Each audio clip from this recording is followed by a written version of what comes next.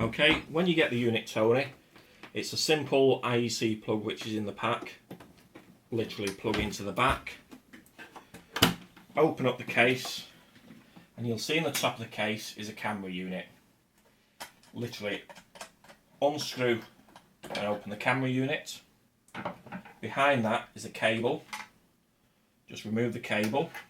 Now if you want, you can actually remove that, but I just tend to leave it on because it's somewhere to put your splices later. Pull up the monitor. If you look down here, there's a set of screws which hold a packing wedge in. Only ever remove the right hand one. The left hand one won't undo anyway, it's locked down, but never try and force that because that's calibrated into place. So once you've removed the right hand one, just simply pull the packing wedge out of the way and just leave it to drop to the side. You have arms here, just make sure they're folded back. Then these things, little black things, just poke them up and then make sure that they're in the up position. Then you can switch it on.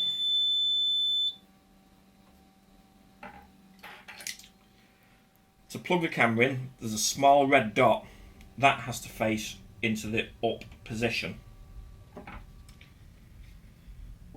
Insert the camera into the holes, and then on the right hand side screw it back up until it holds the camera firmly into place. Then on the back one, plug it in. Again, there's a red dot which will line up to another red dot, and that's the camera into place.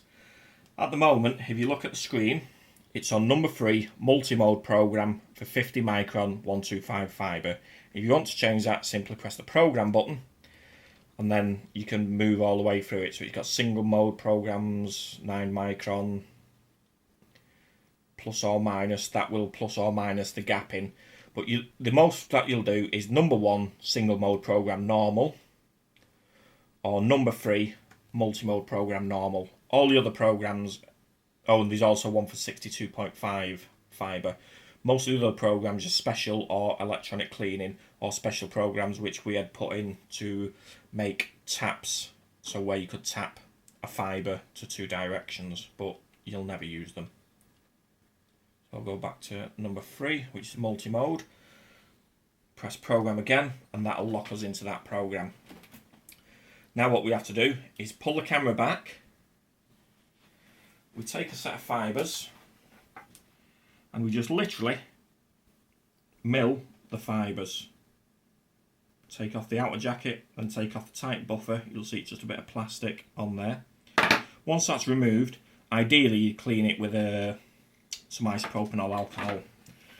Then place that into your cleave tool, which you would have bought separately. I tend to cleave mine at about 16 mil.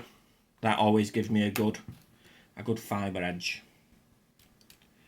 So once you've got your fibre, you then insert it, just zoom in here Ben, you insert it between the V-grooves, then literally, once you've got it in, drop that V-groove down, that will hold the physical fibre into place, then drop that lock, that will hold that end of the fibre. You'd also have a splice protector on this side before you put it in. I don't need it. I'll slide one on actually just to show you what a splice protector would look like sat in there.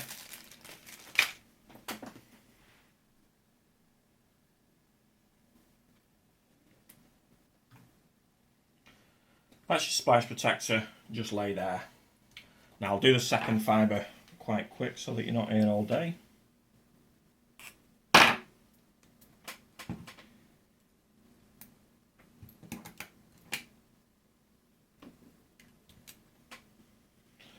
Now if you want, zoom in on this one and I'll try and get you this again. It drops into the V-groove, then we manually line it till it's roughly in the core and then down on those. So I'll just take the camera a second and show you what that V-groove looks like. It's quite hard to see, but there'll be a gap of just a couple of millimetres in between the fibre. You get it as near as you can into where the electrodes are. Once that's down, you lock the head screen down. So now you press your Z1 button. Z1 will move the left hand fibre in.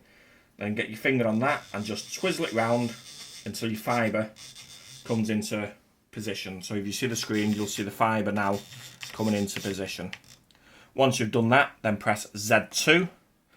That will give us the other fibre into screen. Then we roughly, in order to line the cores, you now press next to Z1, there's a Y-axis. You come down on that. Next to Z2, there's an X-axis. You come up on that. You'll see the fibre's quite dirty. That's because I didn't clean it with isopropanol alcohol. Then literally what you're looking at getting is your fibre in line between these arrows.